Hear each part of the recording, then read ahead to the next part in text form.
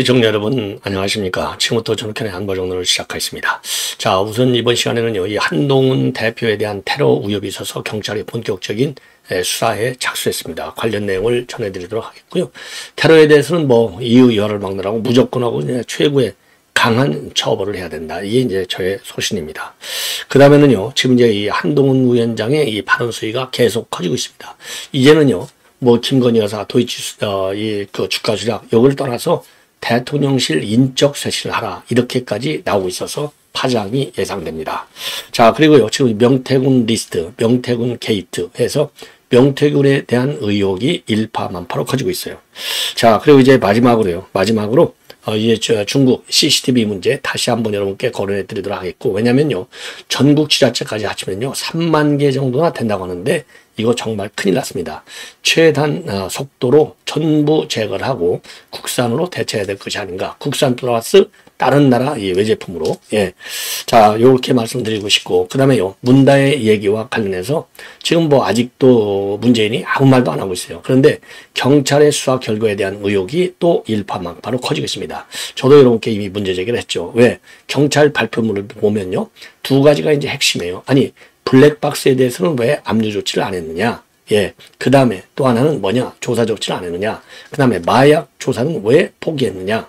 요런 데 대한 의혹이 제기되고 있습니다. 그래서 경찰에서 이 수사 결과를 갖다가 중간 결과를 발표했는데 여기에 대한 의혹이 커지고 있어요. 와, 이런 인간들이 참 인간인가 싶어요. 제가 그랬잖아요. 이재명이 전 가족, 조국 전 가족, 문재인 전 가족, 어떻게 골라도 이런 인간들만 다 골라서 대선 후보로 뛰게 하고 당대표로 뛰게 했는지, 정말 우리 국민 여러분들 정파를 떠나서 반성을 철저히 해야 될 것이 아니냐, 이런 생각이 들어요. 예, 그러면 먼저요, 한동훈 대표에 대한 이 경찰 수사 관련 동향인데요. 바로 이제 어제 11일 날 밤 9시 15분에 여러분들 이제 온라인 커뮤니티 DC 인사이더 있지 않습니까? 거기에다가 이 한동훈 대표에 대해서 물리적 폭력을 가하겠다, 이런 테러 우엽 글이 이제 올라왔다고 합니다. 그래서 즉각적으로 이 신고를 접수해서 지금 수사에 작수했다고 밝히고 있는데요. 그래서 이 해당 글 작성자의 신원을 파악하기 위해서 DC 인사이드에 대한 압수수색 영장을 신청하고 그 다음에 이 작성자를 추적 중에 있고요. 현재 이 글은 삭제된 상태에 있다고 합니다. 그리고 추가적으로요, 지금 이제 한동훈 대표의 자택 관할인 수서경찰서, 그리고 당사 관할인 영등포 결장서에서 경찰서에 대해서요 공조를 요청해서 인근 순찰을 강화하고 있고, 오늘요 이 금정구청장 보궐선거를 선거와 관련해서 부산 금정구 노포동 5시계장을 찾아서 윤희련 후보 지원 유세에 나설 예정으로 있는데, 한 대표의 부산 일정에도 경호 인력을 추가 배치할 예정으로 있다, 이렇게 지금 나와 있어요. 그래서 일체 요 관련자 이 신상을 단정할 수 있는 내용은 아직까지는 나오고 있지 않습니다. 자, 이거를 먼저 우선 말씀드리고요. 자, 이 미국 측에서 지금 한미일 정상회담, 그러니까 캠프 데이비드 이 협상, 이게 이제 작년에 이제 처음 열렸는데, 요거와 관련해서 이제 후속 정상회담을 다시 한번 더 열자, 바이든 대통령의 제안이 나왔다고 합니다. 어디에서 나왔느냐? 이번에 이제 그 라오스에서 그 아세안 정상회의가 열렸지 않습니까? 이때 블링컨 국무장관이 라오스 총리 주최 갈라반찬에서 이러한 내용의 대통령의 메시지, 바이든의 메시지를 윤 대통령한테 전달했다고 합니다. 이와 관련해서 윤 대통령은 잘 알았고 긴밀히 소통해 나가자, 그리고 연내에 만날 기회가 있을 것으로 기대한다, 이런 취지로 답변을 했다고 하는데요. 제가 보기에는 이건 당연히 열려야 될 것 아니냐. 왜? 지금 우리 한반도 안보 정세는 물론이고 국제적인 안보 정세도 굉장히 유동성이 크고 안보 위협이 북중로 3국에 의한 주로요 굉장히 커지고 있는 상황이거든요. 그렇기 때문에 가장 위협을 받고 있는 한미일 3개국 정상 간의 요 회담은요 아무리 강조해도 지나침이 없다, 이렇게 판단이 되고요. 요 회담과 관련해서 미국에서 인도태평양 담당 업무를 담당하고 있는 백악관의 커트 캠벨 그 백악관이 아니네요. 예, 죄송합니다. 국무부의 부장관 그 커트 캠벨 부장관이 다음 주 한국과 일본을 방문할 예정으로 있다고 합니다. 자, 그래서 구체적인 일정을 논의할 예정으로 있는데요. 지금 이제 이 전망에 따르면은 에이펙 정상회담, 그리고 G20 정상회담, 여기에서 이런 다자 정상회의 계기에 한미일 3자 정상회담이 열리는 것이 아니냐, 이런 전망이 나오고 있고요. 그리고 이에 앞서서 이 한미일 3개국 외교장관회의가 지난 그러니까 9월 달이죠. 지난달 9월 23일 날 뉴욕에서 열렸어요. 여기에서 그 작년 8월에 있었던 캠프 데이비드 정상회의 합의사항 이행 상황을 확인하면서 앞으로 북한 핵 문제 그리고 북러 군사 협력에 대한 대응 방안을 논의한 바 있습니다. 자, 그래서 지금 이제 이 한미일 삼국 관계 어떻게 우연히도 말이죠. 우선요.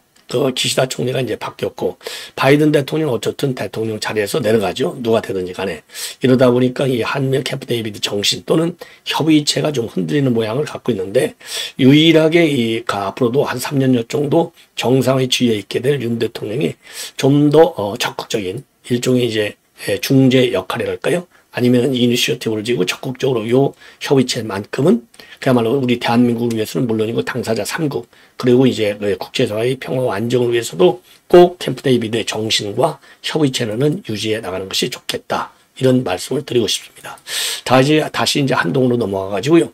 한동훈 그 대표가 오늘 그 유세장에서 이 부산 금정구 이 지원 유세 현장에서 언론인한테 대통령 인적 쇄신이 필요하다. 왜? 김 여사에 대한 국민의 우려와 걱정을 불식시키기 위해서. 그러니까요. 그래서 이게 이제 파장이 커지고 있어요. 자, 처음에는 김건희 여사 재활동 자제하라. 그리고 국민에 대해서 사과하라. 그 다음에 더 2탄은 주가 조작 사건 국민 눈높이에 맞게 검찰이 수사 결과를 내놔야 된다. 그리고 이제 세 번째로는 대통령실 아예 인적 쇄신을 하라. 대통령실 인적 쇄신 하라는 얘기는 비서실장하고 참모들 다 잘라내라는 얘기잖아요. 그래서 지금 파장이 만만치 않다. 예. 왜냐하면요, 기자들이, 김대남 전 행정관, 이런 사람들 걸 보면은 지금 많은 의혹들이 제기되고 있다. 그랬더니 대통령실 인적 쇄신은 정부와 여당이 민심에 따라 쇄신하고 변화하고 계획하는 중요한 출발점이 될 것이다. 그리고 명태균, 김대남 같은 사람들이 설칠 수 있고, 이런 사람들에게 약점이 잡힌 정치가 구태 정치 아니냐. 나는 앞으로 그런 정치는 안 하겠다. 그것이 바로 정치개혁이고 국민이 원하는 것이다. 국민의힘의 정치 브로커가 설치는 일이 없게 하겠고 구태 정치를 상징하는 정치 브로커들이 국민의힘 보수 정치에 더 발 못 붙이게 하겠다. 이 얘기는 옳아요. 이런 그 정치 브로커들이 국민의힘이든 어디든 간에 정치판을 휘젓고 다니는 거 이거는 막아야 되겠죠. 예. 그리고 또 주가 조작 사건과 관련해서 법과 원칙 상식에 맞는 결과가 국민이 납득할 만한 결과다. 예. 그래서 이거는요, 지난 11일 날에도 납득할 만한 결과는 검찰이 내놔라. 이렇게 입장을 밝혔거든요. 그러니까 이제 친윤계를 중심으로 해서 당내가 지금 난리가 났다는 거 아닙니까? 왜 여론재판을 하지 않을 것이냐? 국민이 법과 원칙 상식에 반하는 생각을 갖고 있다는 말씀. 그렇게 이제 그 여론재판, 이런 반론과 비판이 제기가 됐어요. 그러니까 여기에 대해서도 한동훈이가 또 맞받아쳤습니다. 그러면 국민이 법과 원칙 상식에 반하는 생각을 갖다는 말씀이냐? 저는 그렇게 보지 않는다. 이렇게 입장을 내놨습니다. 그리고 그러면은 법무장관일 때 왜 주가 조작 사건 요거를 갖다가 기소 여부를 결정하지 않았느냐? 이런 지적도 당내에서 제기되고 있지 않습니까? 그랬더니 뭐라고 답변하느냐? 우리나라 사법 시스템을 착각하고 있는 것 같은데 법무장관이 개별 사건에 관여하고 상세 내용을 보고받고 이래라 저래라 해야 한다는 것이냐? 이렇게 반문하고 여기에 맞받아치고 있어요. 그러면서 그것은 우리 당과 제가 그동안 해온 일관된 입장과도 다르다. 추미애 박범계가 장관할 때는 우리 당이 거기에 대해서 반대했던 말과도 완전히 다르다. 이렇게 반박을 하고 나섰습니다. 자, 그리고요. 그렇지만 법무장관이 수사지휘권을 갖는 거 이거 필요하지 않느냐? 수사지휘권 회복을 조치를 왜 못했느냐? 이런 비판과 관련해서는요. 수사지휘권을 행사하지 않겠다는 것이 대통령 공약이고 제가 20번은 이야기한 것 같다. 조목조목 맞받아치고 있습니다. 그리고 이제 12.6 보궐선거 이후에 예정된 독대와 관련해서 구체적인 시기와 방식에 대한 이 어떻게 되느냐 물었더니 그것은 특별히 이야기해 드릴 것이 없다. 이렇게 입장을 내놨어요. 자, 그래서 우리 여당 내 동향을 보면은요, 친윤계에서도 이 독대만큼은 성사돼야 된다. 이런 의견이 있고, 전반적으로 전국이 지금 워낙 위중하지 않느냐. 공멸 위기를 피하기 위해서는 독대는 이루어져야 된다. 이런 의견이 좀 비교적 많은 것으로 그렇게 알려지고 있습니다. 자, 근데요, 독대도 굉장히 중요한데, 독대 내용과, 그 다음에 독대의 하부 이행 과정, 그리고 이제 또 독도 후의 전국 운영 상황, 그리고 전국에 내정되는 변경 방향, 이런 걸로 이런 것도 중요한 독대 여부를 결정하는 변수가 되어야 할 것이라고 저는 판단이 됩니다. 자, 이제 CCTV, 이 전국산. 이거 뭐 어제 오늘 얘기가 나온 게 아니죠. 그래서 요게요, 조선일보에서 제일 자세하게 지금 문제 제기를 하고 있어요. 자, 그래서 이 국산으로 위장했다는 겁니다. 왜냐면은 이 국산을 뭐 우선적으로 이제 쓰게 돼 있기 때문에 국산 부품을 쓰는데, 국산 CCTV를 쓰는데 거기에 중요 핵심 부품이 싸구려 중국산이 들어가 있다는 겁니다. 그래서 얼마든지 이 보안 사고가 있을 수 있다. 그러니까 정보 유출 우려도 있고 중국에서 쉽게 해킹할 수 있다. 이런 위험성이 있는 거예요. 그래서 미국이라든가 영국, 이런, 그런 선진국들, 이런 데서는요, 이미 중국산 CCTV는 퇴출이 됐어요. 그래서 이제 한국도, 여기에 대해서는 강력하게 대응 조치를, 뭐라고 그럴까요? 강력하면서도 빠르게 그 조치를 해야 될 것이 아니냐. 그래서 이 조선일보가 보도하고 있는 내용을 보면은요, 지금 이제 2021년도부터 2023년까지 3년간 조사를 해봤어요.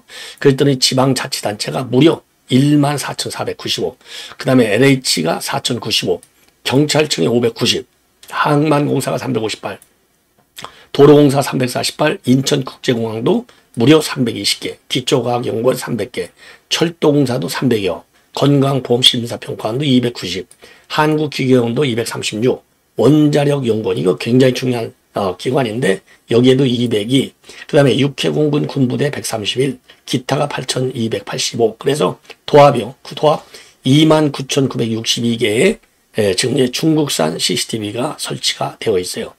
와, 이거 참 어마어마한 이 장비가 된다. 그래서 요거는요, 이유 여하를 막론하고 돈이 아무리 많이 들더라도 가르쳐야 되죠. 자, 그런데 이제 문제는 뭐냐? 요게 이제 이게 보안상 이게 이제 별도망으로 돼 있어서 보안상 위험이 없다라고 하는데 지금 IT 전문가들에 의하면 그럼에도 불구하고 또 탐지 그리고 해킹 또는 정보 유출 요 위험성이 기술적으로 충분히 가능한 거 아니냐 이런 문제 제기가 되고 있습니다. 자, 그래서요 제가 말씀드린 대로 지금 이제 일부 기관에서 이 경찰이라든가 군에서는 이거를 교체하기로 했다고 합니다. 그런데 요 민간 부분에 대해서 아주 그 정부에 이제 강제권은 없을 거 아니겠습니까? 자, 그래서 자체적으로 미국, 영국, 호주 이런 나라가 이미 중국산 카메라를 철거하고 있어요. 자, 그래서 우리도 이와 관련해서 즉각적인 좀 조치를 해야 된다. 이렇게 말씀드리지 않을 수 없습니다.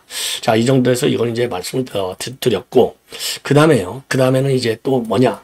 바로 명태균 리스트를 여러분께 말씀을 드리겠는데, 명태균 리스트에 대한 파장도 심각하다. 그래서 명태균 하면요, 여러분도 뭐 별로 듣고 싶지도 않을 거예요. 저도 이 사람 얘기하고 싶지도 않은데, 이거 완전히 사기꾼 브로커잖아요. 자, 그래서 지금 내용은 뭐냐? 대선 경선, 그리고 이제 우리 국민의힘의 이 전당대회, 이런 데까지 개입한 것 아니냐? 이렇게 지금 확산되고 있고요. 그리고 이제 동아일보에서 단독 보도를 굉장히 많이 하고 있어요. 자, 오늘 거의 매일같이 단독 보도를 하고 있는데, 이 여론조사, 대선 때 여론조사와 관련해서 3,000개를 해달라고 하더라. 이런 녹취록까지 더 나왔습니다. 그러니까 표본조사를 3,000개를 해달라는 것이죠. 그래서 이게 파장이 지금 커지고 있는데, 이거 즉각적으로 본격적으로 수사에 착수해야 될 것이 아니냐. 이렇게 생각이 듭니다. 그래서 좀 정치권에서 이제 이 명태균과 연계되어 있다고 또 만났다고 이렇게 의혹을 받는 사람들의 이제 그 입장을 보면은요, 윤 대통령 부부와 관련해서 이 명태균이는 뭐라고 했느냐? 대선 때 조력을 해줬다. 그리고 취임 후에는 소통은 끊겼다. 그러나 김건희 여사와는 이따금씩 텔레그램으로 소통한다. 아주 뭐 더럽게 지금 입장을 내놓고 있어요. 김영선. 지난 총선 때 김영선을 갖다가 김해 공천 지원하는 문제와 관해서 이 김건희 여사한테 요청을 했다. 이렇게 일방 주장을 하고 있고, 김종인과 관련해서는요, 김종인 위원장하고는 2021년도 4월부터 3년간 선거 관련해서 논의를 해오고 있다. 근데 이제 김종인은 뭐라고 그래요? 이거 사기꾼 같아갖고 안 만났다. 이렇게 돼 있잖아요. 그리고 이준석과 관련해서는 당 대표 경선 때 이준석 후보한테 조언을 해줬다. 이렇게 되어 있고, 그리고 이준석이하고는 천안함이랑 하동인가요? 칠불사 거기 가서 새벽에 또 식수하는 데까지도 또 명태균에 있었잖아요. 그러니까 이준석이하고는 이런저런 깊은 관계가 있는 것만은 분명해 보여요. 안철수한테는 지금 뭐라고 했느냐? 당시에 최진석 상임선대위원장하고 단일화하는데 그 자기가 기여를 했다. 안철수는 뭐라고 하고 있어요? 자기는 명태라고는 명태 밖에는 모르지 명태균이는 모른다. 이렇게 딱 부인하고 있고, 오세훈은요, 서울시장 선거 때 조언을 했다. 이렇게 주장을 하고 있습니다. 홍준표도 마찬가지예요. 박완수, 김진태 전부 자기가 선거 때 도와줬다. 그리고 나경원, 원희룡도 이번 전당대회 때 지금 전후를 해서 만났다. 그래서 이게 일파만파로 커지고 있는 상황이 되겠습니다. 자, 그리고요. 또 여기도 이제 지금, 이건 동아일보 자료인데요. 동아일보 자료에는 조금 이제 이렇게 나와요. 자, 윤 대통령의 명박사, 김여사는 명선생님, 그리고 김영선이가 지금 윤 대통령하고 김종인, 그 다음에 이준석에게 소개를 해줬다. 그리고 이제 이 김종인의 경우에는 이제 대통령 정치 입문 초기에 접촉한 것은 사실이다. 예. 그렇게 얘기를 하고 있고요. 그 다음에, 이 원희룡과 나경원도 전당대회 때 만났다는 겁니다. 예. 그 다음에 이제 안철수, 아까 이제 말씀드린 대로 이제 단일화 과정에서 역할을 한 것이고, 그리고 이제 홍준표, 박완수, 이런 사람들을 만나서 도와줬다는 것이죠. 예, 똑같습니다. 그 다음에 천하람, 아까 말씀드린 대로, 김영선, 그러니까 이제, 이준석 개혁신당한테 김영선이를 갖다가 일본으로 넣어달라 했다는 거 아니겠습니까? 그 다음에, 이 오세훈 시장도 마찬가지가 되겠습니다. 자, 그래서 이게 일파만파로 커지는데, 이거 빨리 이거를 강제 수사를 안 할 수 없을 것 같아요. 그래서 강제 수사에서 그야말로 이 아픈 고름은 빨리 짜내야 될 것이 아니냐. 이런 생각이 듭니다. 어차피 누군가가 또 고발할 거 아니겠습니까? 예. 자, 그래서 요게 계속해서 일파만파로 커지고 있다. 이런 말씀을 드리고 싶고, 그 다음에 이제 마지막으로 문다에 관련 뉴스를 전해드리겠는데, 자, 경찰에서 최근에 이제 발표한 내용을 보면은 정말 놀랍다. 굉장히 우리가 흔히 얘기하는 대로 충격적이다. 왜냐요? 블랙박스를 딱 띄어서 조사를 했어야 될 거 아니에요. 근데 블랙박스에 관해서 단 한마디도 경찰이 수사 결과에서 발표를 안 하고 있는 거. 그래서 거기에 대해서 지금 내 의혹이 일파만파로 커지고 있어요. 왜냐?